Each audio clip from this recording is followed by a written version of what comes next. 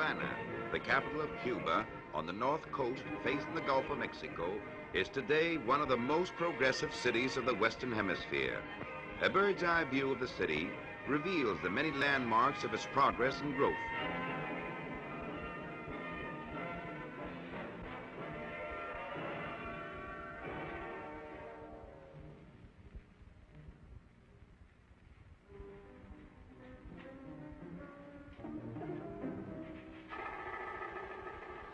Here we see the imposing chimneys of the Talla Piedra electric plant, which catch the eye for miles. The new electric plant at Regla is seen across the harbor.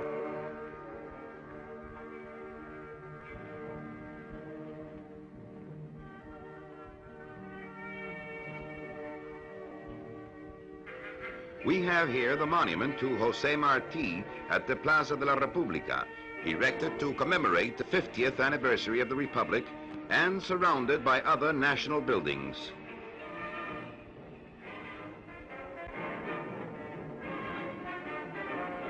The heavy traffic of the city is reflected on Rancho Boyeros Avenue. This constellation at the Rancho Boyeros Airport is a symbol of the country's progress in air travel. Old Carlos III Street is now a spacious modern avenue. The Palace of Fine Arts, where a sculpture at the entrance proclaims the high standard of the plastic arts in Cuba. One of Havana's maternity hospitals. The baby population in Cuba is growing rapidly.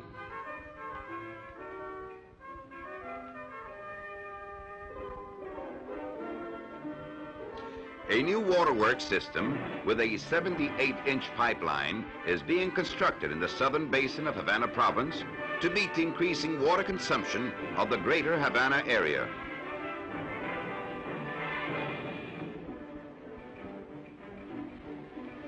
The University of Havana, one of the most advanced in the Americas, proud of its cultural traditions.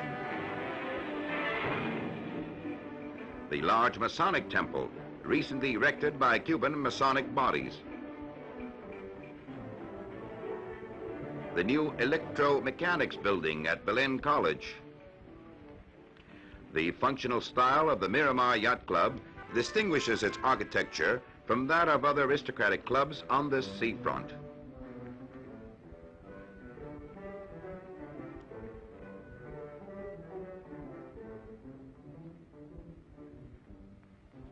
An up-to-date movie house in the Venado suburb. Industrial home for the blind, founded by the Lions Club of Havana. The new American Embassy building on the famous Malecon of Havana.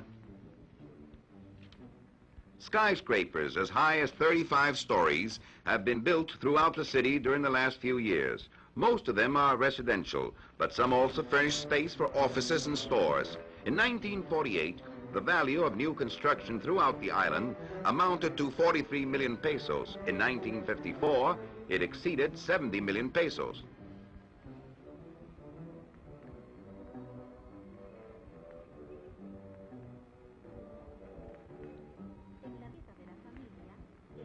Cuba is a sport-loving country. At the beautiful Marianao racetrack, racing fans follow enthusiastically the sport of kings.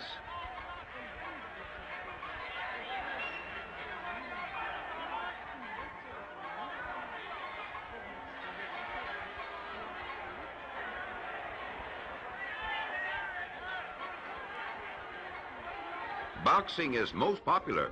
Cuban boxers have beaten some of the best boxers in the world.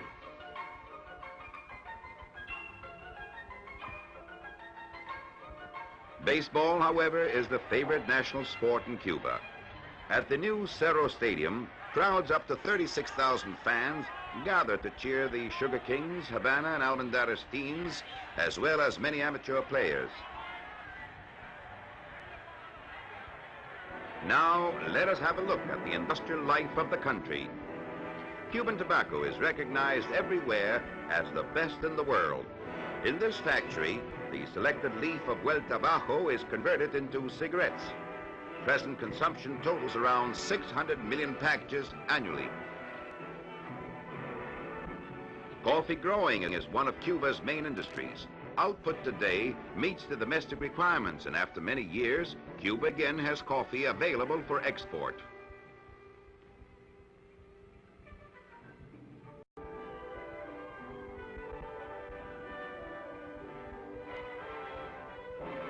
The zoo, one of the most spacious and beautiful corners of the city.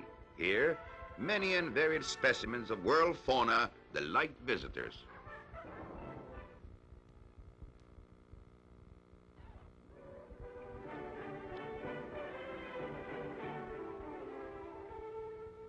Bridge over the Almendares River, linking Havana City and Marianao with its constant stream of traffic.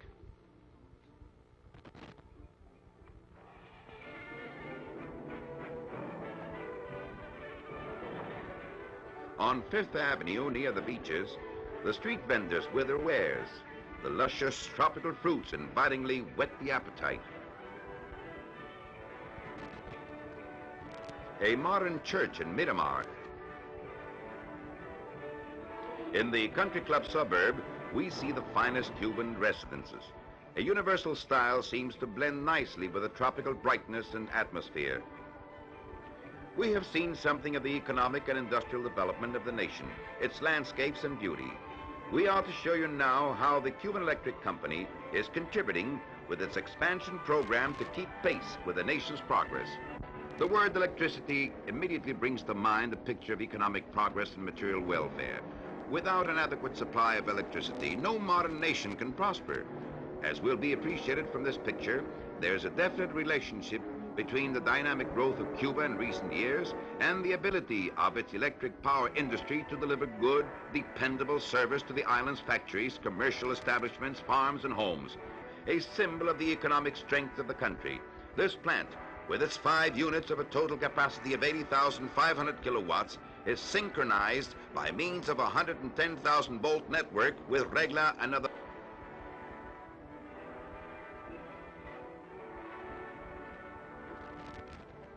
The operation of the main switchboard, which controls the complicated process of generating and distributing electrical current, requires expert, responsible personnel. These picked operators are the best guarantee to ensure to our consumers a good, dependable, and uninterrupted service. At the company's main warehouse in Talla Piedra are to be found not only the largest transformers and the heaviest cables, but also the smallest precision instruments supplied from many lands. The equipment and materials stored throughout the island, not including those to be used for projects under construction, represent an investment of approximately 3 million pesos.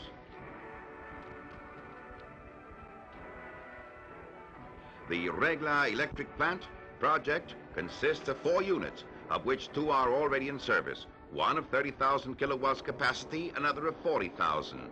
A third unit of 60,000 kilowatts, still to be built, is expected to be ready by the end of 1957. A total of 16 million pesos already has been spent on this plant, and it is estimated that the total project will cost around 40 million pesos. The energy from the Regla plant is transmitted at 110,000 volts throughout underground cables within the city limits of Regla, and from there on by overhead to reach the Naranjito substation. This interconnection costs in the neighborhood of 2 million pesos. Naranjito is the site of the company's largest substation and also the dispatcher's office, which coordinates the production and distribution of electricity for the whole central system. This network extends from Paso Real in Pinar del Rio province to Nuevitas in Camagüey province. The switchboard indicates the load fluctuations, which guide the dispatcher in giving the proper instructions to all the generating plants and switching stations. Over 2 million pesos has already been spent on this substation, and several millions will be invested in future additions.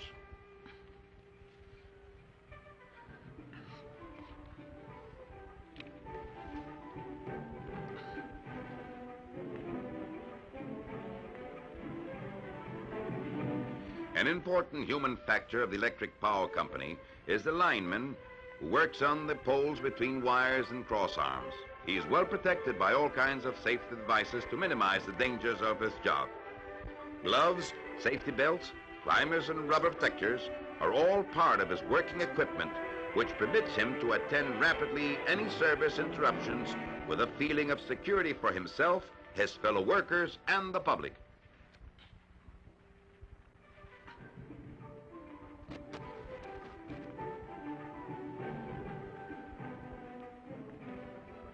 To ensure the consumer a good and prompt service, the company has installed radio telephone communication between its centers of operation and the service trucks in the streets which attend to any emergency.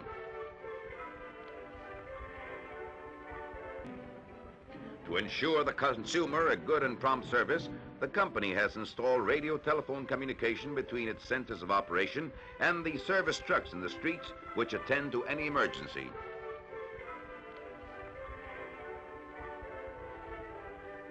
When the shadows of the night cover the city, electricity brightens the whole panorama. The multicolored electric signs dispel the darkness.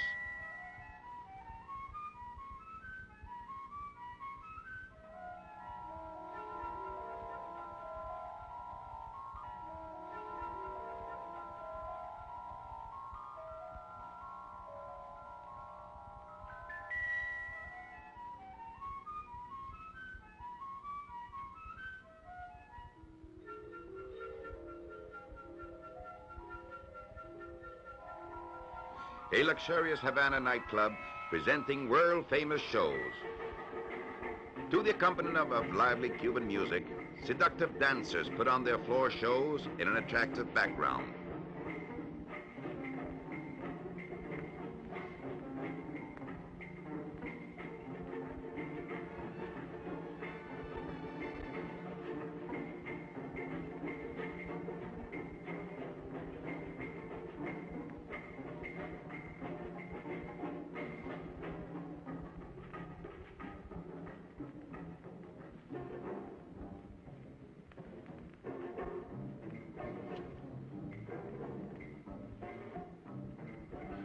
Rosita Fornes is the beautiful Cuban star of this show.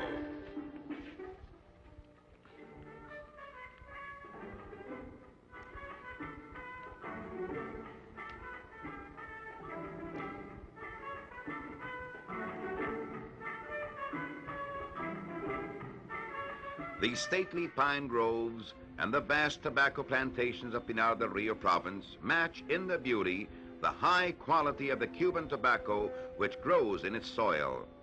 On this green and fertile plantation at San Juan y Martinez, there grows the finest leaf tobacco in the world, the raw material of the renowned Cuban cigar, known the world over for its unmatched quality. Leaf tobacco production in 1947 totaled 77 million pounds. In 1954, it reached 90 millions.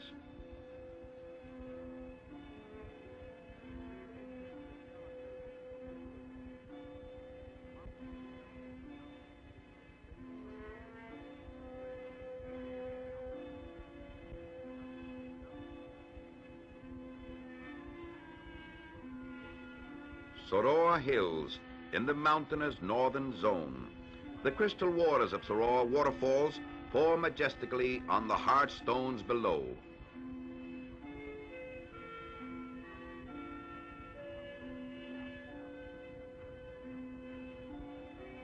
Nearby, Pilila Ranch houses one of the most beautiful orchid collections in the world.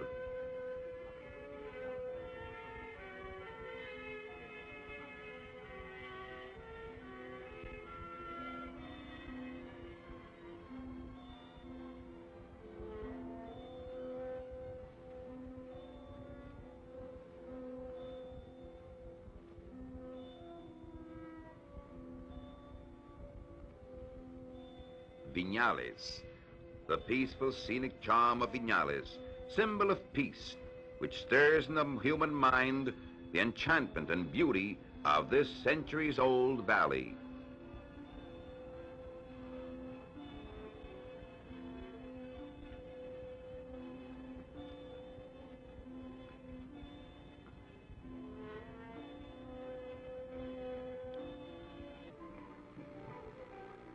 In 1954, Cuba imported 120 million feet of lumber. Pre-mixed concrete production started in 1947. Reinforced concrete is almost completely used in construction, replacing the steel girder type of former years. Concrete plays an important part in the construction of highways and streets. The shoe industry has developed on a big scale.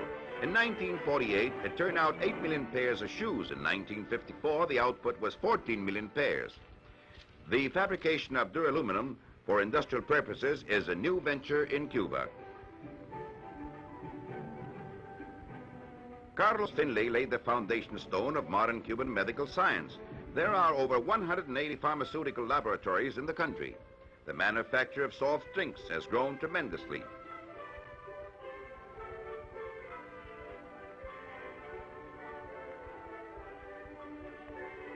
In Cuba, there are 58 factories engaged in the manufacture of jerked beef, sausages, and canned meats.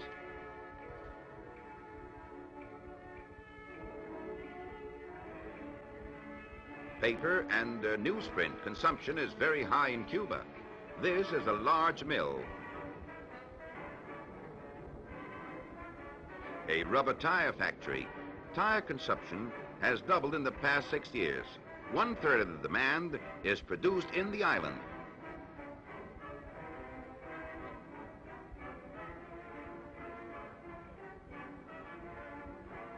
Two-thirds of the wheat flour consumed in Cuba is milled at this plant in Regla. Pottery and ceramics industries flourish in the interior of the island, with principal centers in Calabasas, Trinidad, Camagüey, and Santiago de Cuba. A textile factory. The young and vigorous textile industry can compare with the best in Latin America. The brewery industry has increased considerably, especially in the last 10-year cycle of industrial and economic development, and national breweries have constructed new plants to meet the growing demand for beer. In 1954, production exceeded 120 million liters.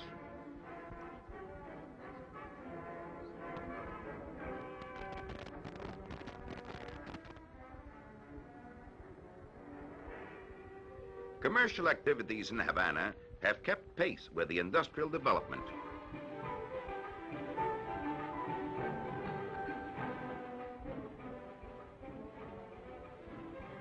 At up-to-date and comfortable stores, many of them air-conditioned, pretty girls serve the customers who may buy all kinds of goods, ranging from aluminum container to an exclusive dress designed by Christian Dior.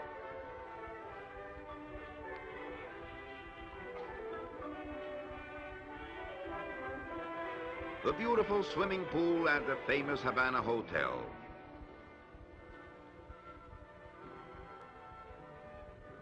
Holiday makers, most of them tourists, charmed by the attractions of Cuba, take a dip in the pool and bask in the sun. Contemporary world influence is reflected in Cuban architecture. Novedado, a residential section built on what was once the Havana forest, shows the trend of tropical architecture. Pineapple is one of the tastiest of the many delicious fruits grown in Cuba and is cultivated all over the island. Current exports are estimated at some 2 million crates per year. In this factory at Artemisa in Pinar del Rio province, pineapple is mixed with various syrups for exportation to the United States in semi-processed form.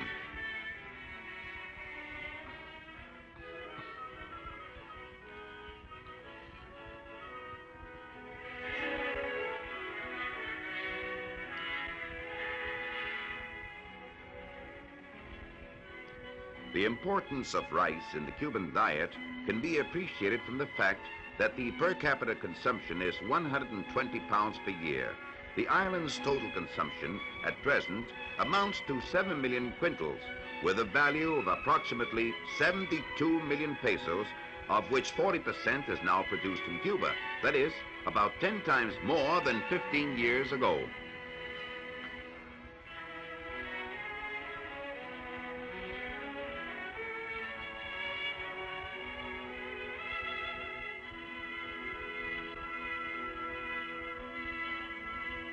Minerals rank third among Cuba's exports, next after sugar and tobacco products. Total mineral exports amounted to 37 million pesos in 1953 and 30 million pesos in 1954. These are the Mata Hambre copper mines in Pinar del Rio. Copper and manganese make up the bulk of the island's present mineral production. Iron ore output is rather small due to the low price of this mineral. Nickel production, which had stopped for several years after a wartime spurt, has been resumed and is being stepped up. Considerable activity may be seen in the mining zone of Moa in Oriente Province, where a big plant is being installed for the concentration of nickel, cobalt, and chrome. These minerals, it is believed, will occupy first place among Cuba's mineral exports in the next few years.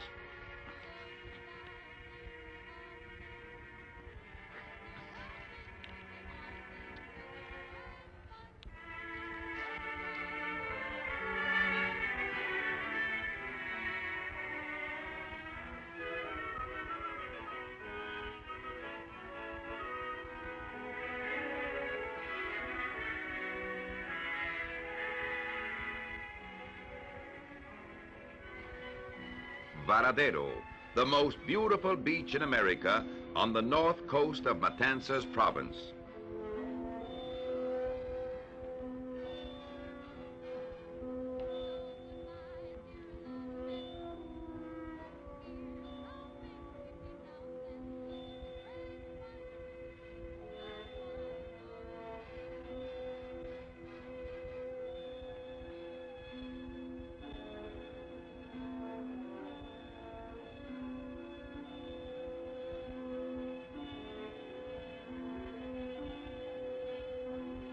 The new Paso Malo Canal at Varadero, recently completed and very useful to yachtsmen.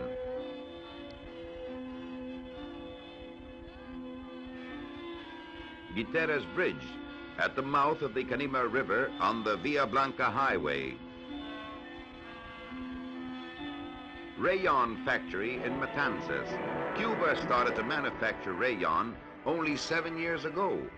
In 1953, production amounted to approximately 10,000 tons, of which 2,500 was rayon yarn. Total output of Henneken in 1954 amounted to 3,000 was rayon yarn. Total output of Henneken in 1954 amounted to 33 million pounds, of which some 15 million pounds were exported to the United States and Canada. There are at present 11 modern Henneken plants in Cuba like this one at Matanzas.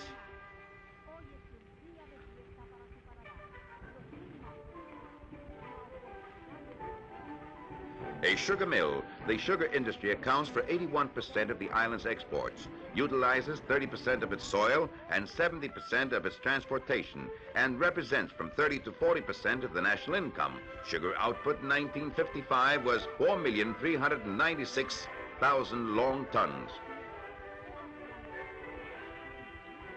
Cardenas, on the north coast of Matanzas, is one of the large alcohol distilling centers of Cuba. The very up-to-date electric plant in Matanzas is the largest operated by the company in the interior of the island. It has 2 units of 15,000 kilowatts each, the first completed in 1951 and the second a year later. It cost over 6 million pesos. This plant is connected to Havana by a direct transmission line of 66,000 volts, prepared to carry 110,000 volts and which cost about 3 million pesos. And it is also interconnected with the central network by means of various 33,000 volt lines.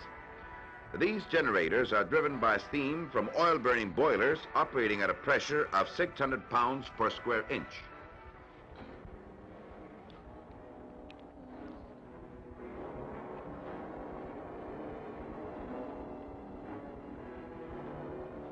Anabanilla Waterfalls, the largest and most colorful in Cuba, in the mountains near Cienfuegos, Las Villas province.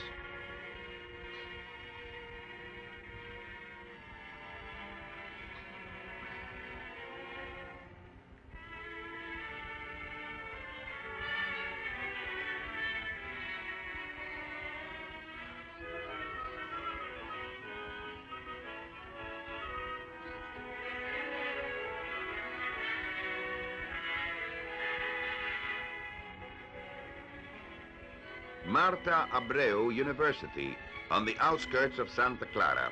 Founded less than 4 years ago, it has already accomplished some very creditable scientific and cultural work for the country. The new Orfelio Ramos Hotel at Santa Clara. New hotels are mushrooming all over the island.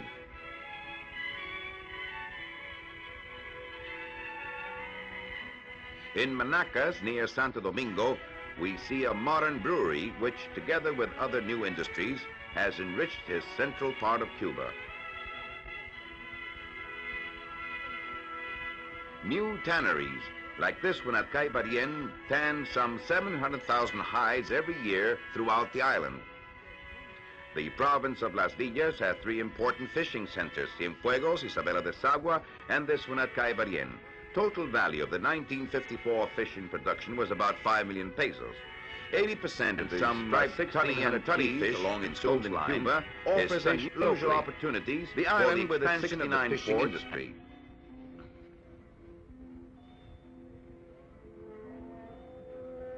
The modern, lovely city of Cienfuegos, Jagua Bay, serene in its vastness, lies between colorful mountains and trees as if Mother Nature had designed to protect it from the fury of the elements. Cienfuegos has 2 electric plants, an old one of 6,100 kilowatts capacity and a modern one of 10,000 kilowatts situated in the district of Aburque, on the other side of the bay, and which dates from 1950 and cost about 3 million pesos. The Aburque plant was the first in Cuba in which boilers of the outdoor type were installed. The 2 generators of 5,000 kilowatts each are of the most modern design.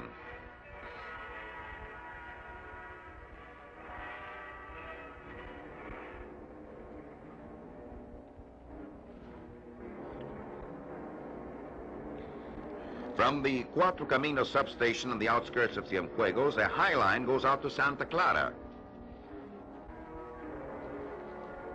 Roofs, patios, and huge colonial earthen jars, typical of the architecture and tradition of Camagüey.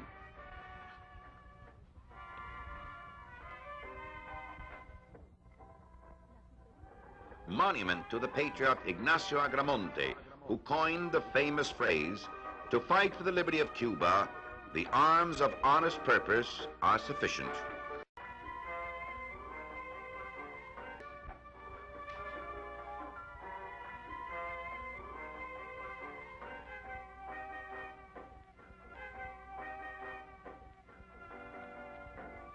New hospital under construction in Camagüey.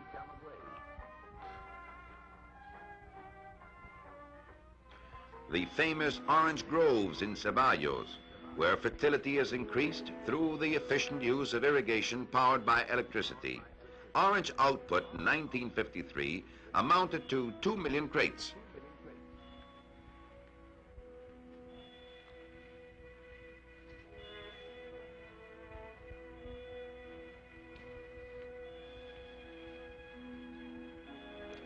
In the numerous ranches of the Camagüey Plains are to be found the best pasture lands on the island.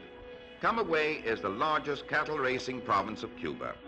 Total value of the Cuban cattle industry is estimated at about 100 million pesos.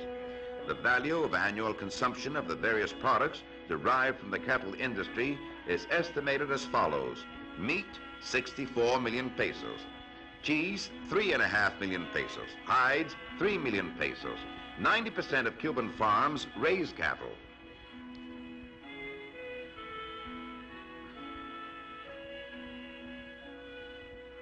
In 1954, Cuba produced a total of 1,200 boxes of condensed milk, and the yearly value of the dairy industry output exceeds 100 million pesos. Modern sawmills like this one in Camagüey turn out 20% of the wood used in the country.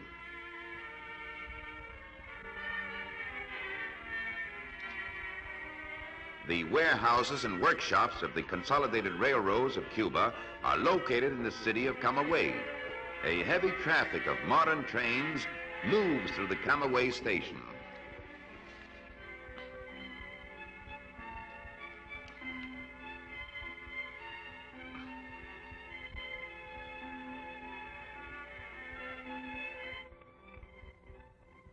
The Camagüey electric station has a total capacity of 14,500 kilowatts and consists of 4 units, 2 of which, of 5,000 kilowatts each, were installed recently. The rich province of Camagüey uses electric service quite extensively for both agriculture and industry. The people of this province have learned to use electric power to great advantage in improving the yield of their cane fields and orange groves, as well as to increase the industrial output from the many products derived from the flourishing cattle business, with beneficial effects on the living standard of that region. To meet adequately the growing demands for kilowatts each were installed recently. The rich province of Camagüey uses electric service quite extensively for both agriculture and industry. The people of this province have learned to use electric power to great advantage in improving the yield of their cane fields and orange groves, as well as to increase the industrial output from the many products derived from the flourishing cattle business, with beneficial effects on the living standard of that region. To meet adequately the growing demands for electricity in this province, the company recently has started to build at Vicente, near Ciego de Ávila, a new steam electric plant of 10,000 kilowatts capacity, which will cost over 3.5 million pesos and which ought to be ready for service in October 1956.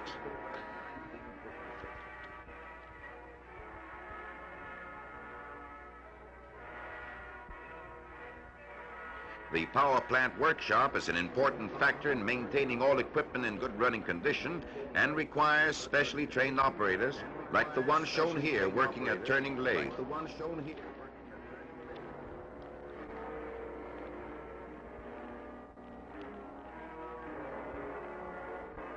Santiago de Cuba, cradle of rebellion and patriotic heroism.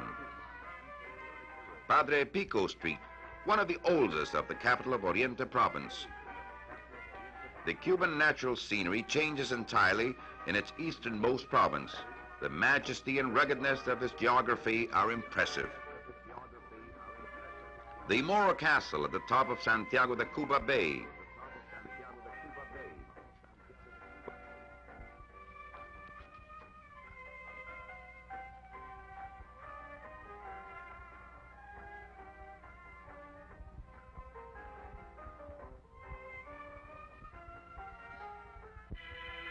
Jose Marti's tombstone in Santa Ifigenia Cemetery.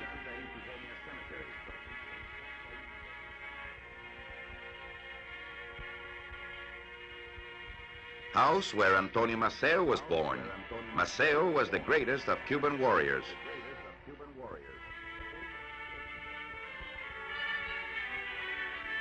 San Juan Hill, battlefield of the Spanish-American War. Historical fort at San Juan Hill. Tomb of the unknown soldier. Monument to the glory of the victorious Cuban warrior. Tasteful mangoes of El Caney, the most delicious of the many Cuban varieties.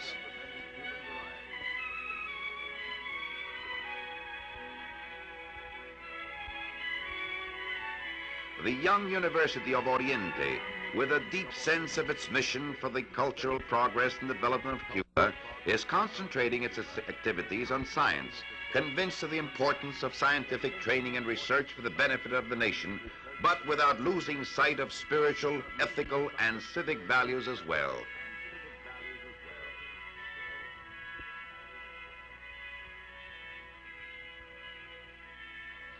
The fame of Cuban rum is worldwide. The old Bacardi plant in Santiago de Cuba is the largest rum factory in the country. Exportation of this product increases every year.